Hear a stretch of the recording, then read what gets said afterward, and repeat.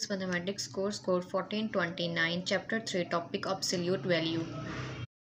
Number line पर zero से difference मालूम करने के लिए एब्सोल्यूट वैल्यू का इस्तेमाल होता है।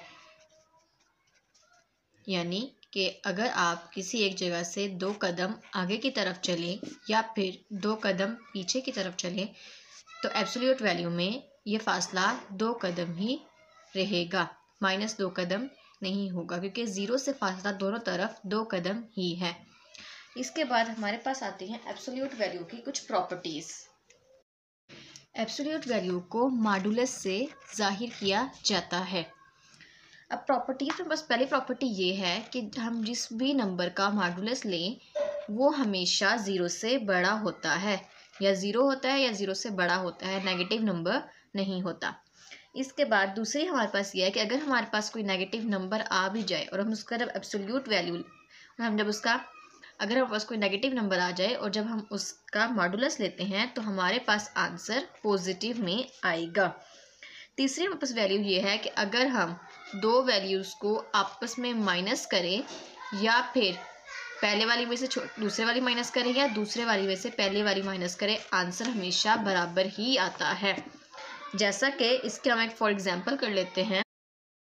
हमारे पास -9 और y हो हमारे पास 2, तो इसे अगर हम इस प्रॉपर्टी में पुट करें तो x की वैल्यू हमारे पास आती है -9 - 2 equal to -2 - 9, 2 minus minus plus 9 11 equal to 11। जब हमने इनका मोड लिया, मॉडुलस लिया, तो ये नेगेटिव वैल्यू हमारे पास पॉजिटिव हो जाएगी और ये पॉजिटिव वैल्यू का आंसर भी पॉजिटिव ही आएगा। सो ये दोनों के आंसर आपस में बराबर होंगे। तीसरी हमारे पास कि अगर दो वैल्यूज़ आपस में मल्टीप्लाई हों और फिर हम उनका मोड लें, या x का अलहदा और y का अलहदा मोड लें, x का अलहदा मोड लें फिर y का मोड लें और बाद में इन्हें मल्टीप्लाई करें, तब आंसर इनका सेम ही आता है। फॉर एग्जांपल अगर हम x की वैल्यू 5 ले लें और y की वैल्यू ले लें 2, तो 5 को पहले 2 से मल्टीप्लाई करके इसका मोड लें, या 5 का पहले मॉडुलस लें और फिर 2 का मॉडुलस लें। 5 2 = 10 इक्वल टू 5 × 2। 10 का मॉडुलस लिया, हमारे पास आता है 10 और 2 = 10। सो ये दोनों आंसर हमारे पास बराबर होते हैं। नंबर 5 प्रॉपर्टी हमारे पास ये है कि अगर हम x और y को डिवाइड करके इसका मॉडुलस लें या फिर पहले x का मॉडुलस लें और फिर y का मॉडुलस लें और बाद में इन्हें डिवाइड करें, तो आंसर आपस में बराबर ही आते हैं। जैसे अगर हम x की वैल्यू को 10 ले लें, y की वैल्यू को ले लेते हैं 2, सो हमारे पास 10/2 equal to 10 modulus by 2 modulus. 2 5 = 10, इसका मॉडुलस लिया, हम पास आएगा 5, और दूसरी तरफ 10 का मॉडुलस लिया 10/2, 2 1 = 2, 2 5 = 10, दोनों आपस में बराबर हैं। सो ये थी हमारे पास 5 प्रॉपर्टीज़। नेक्स्ट टॉपिक है हमारे पास मिड पॉइंट फार्मूला, जो कि है x1 + x2 / 2,